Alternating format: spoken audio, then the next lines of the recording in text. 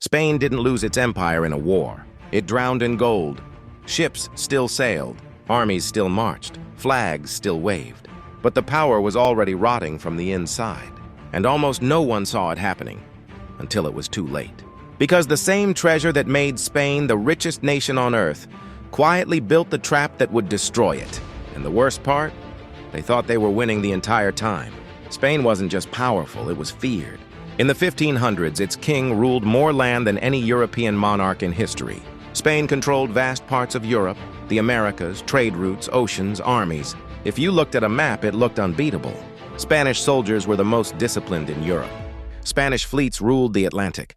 Spanish influence reached from Italy to Mexico to the Philippines. Other nations didn't just compete with Spain. They worried about Spain. Because Spain had something no one else had, a river of gold flowing straight from the New World. After Columbus, Spanish conquistadors tore through the Americas. Empires fell, cities burned, treasures were seized, then they found it. Mountains of silver in Potosí, rivers of gold in Peru and Mexico, so much precious metal that it didn't look real. Fleet after fleet crossed the ocean, loaded with treasure. Gold bars, silver coins, chests that took 10 men to lift. When those ships docked in Spain, Europe shook. Prices changed, markets shifted, kings borrowed from Spain. Spain wasn't just rich. It controlled the money supply of the world, and that kind of power changes how you think. At first, it felt like a miracle. Spain could fund massive armies without raising heavy taxes. It could fight wars in Italy, the Netherlands, against the Ottomans, against France. Losing a battle? Send more troops. Need more weapons? Buy them. Need a new fleet? Build it. Gold made every problem look temporary.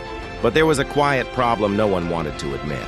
Spain wasn't producing wealth, it was importing it. Its farms lagged behind, its industries stayed weak.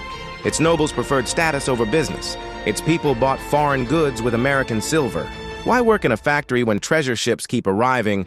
Why build local industries when you can just pay for everything? It felt smart, it felt efficient. It was a disaster waiting to happen. Because gold doesn't create skill. It doesn't build strong economies by itself. It just makes spending easier, and Spain spent like the treasure would never stop.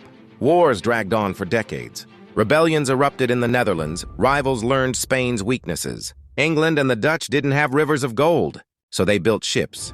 They built trade networks. They built industries, they built systems. Spain built dependence. And then came the crack no one could ignore: inflation. So much gold and silver flooded Europe that money itself lost value. Prices soared, food got expensive, life got harder for ordinary people. Spain had more money than ever, but it bought less and less. The treasure fleets kept arriving, but each shipment solved less than the one before. So Spain borrowed from German bankers, from Italian financiers, from anyone willing to lend against future treasure. Spain was rich and deeply in debt. Let that sink in. The most gold-filled empire on earth was running out of cash. Then came the financial mistake that sealed the fate. Instead of fixing the economy, Spain doubled down on war. More campaigns, more soldiers, more ships, more spending to protect an empire that was already cracking. When treasure shipments were delayed by storms or captured by pirates or disrupted by war, the whole system shook. Because Spain's power wasn't built on production. It was built on arrival dates. Miss a fleet and salaries went unpaid. Miss two, and the crown defaulted. Spain declared bankruptcy. Then again, multiple times in a single century. Each time, its reputation fell. Each time, lenders demanded harsher terms. Each time, rivals grew stronger, then the illusion shattered. The Spanish Armada, meant to crush England, was destroyed. Not just by ships, but by logistics, weather, and poor planning. A symbol of invincibility gone. The Netherlands broke away. England rose as a naval power. The Dutch built a trade empire. And Spain? Still waiting for treasure ships to fix everything.